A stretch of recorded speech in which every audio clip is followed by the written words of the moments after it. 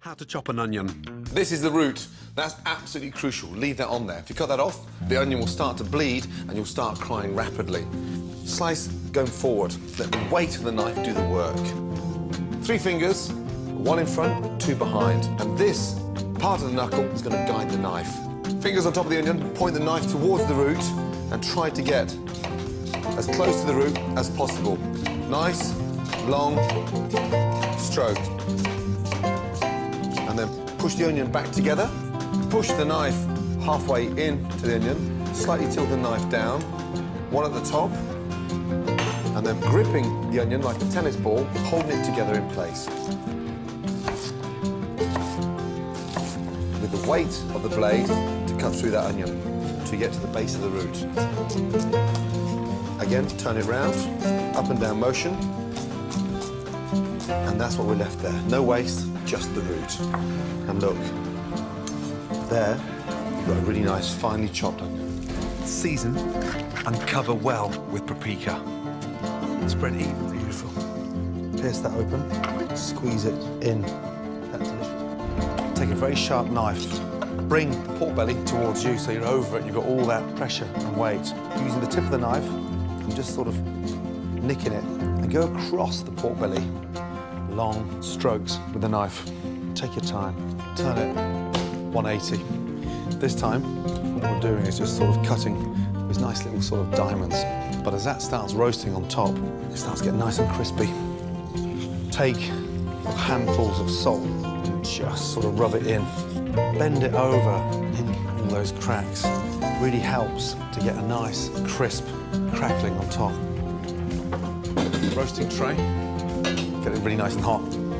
Take a whole bowl of fennel. To intensify flavour and to keep the meat succulent, I'm braising my pork belly with strong, vibrant spices and vegetables. Crush and peel 3 whole cloves of garlic and add to the fennel. Olive oil in. Fennel in.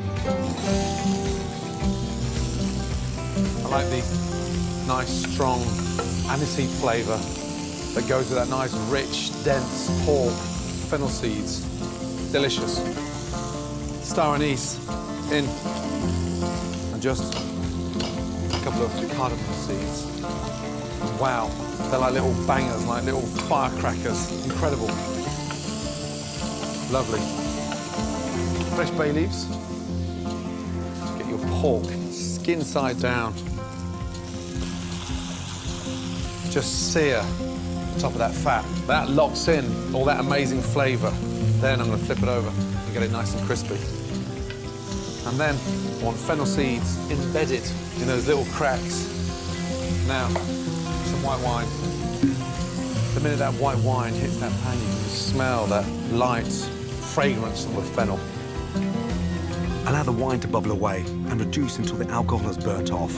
Time to get the stock.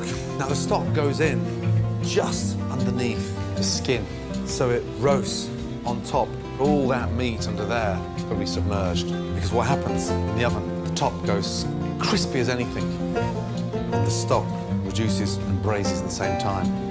Really important that you bring that back up to the boil before it goes in the oven. Otherwise, it will never boil, never get up to temperature. It smells incredible. Slow roast the pork belly at 180 degrees for 2.5 hours.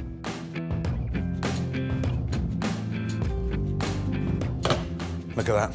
You've got that nice, crispy skin on top. You can see how much of the stock has evaporated. Put that onto the board. It looks stunning. To make a delicious rustic sauce with the flavour-packed contents of the roasting tray, first get rid of the excess fat. Take a couple of slices of bread. It's like a perfect sponge because you just lay that on top and drag it almost like a net. It just absorbs all that fat. If you want the perfect fried bread, trust me, stick that in a frying pan. A nice teaspoon of mustard, whisk that in. And then simply simmer for a few minutes before pouring into a serving jug. With your pork belly, always use a nice serrated edge knife. You can hear that. Wow. That is amazing. Incredibly tender. That belly of pork is going to almost melt in your mouth. You've got that sweet meat under that crispy belly of pork. What an amazing way to cook a very cheap cut of meat.